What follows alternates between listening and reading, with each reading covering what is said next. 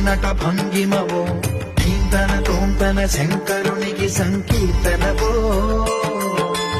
ఈశ్వరుడే అనునిత్యం తనలో తలచుకునే ఓంకారమువో శివ హృదయం కరిగించే ఆ పంచాక్షరివో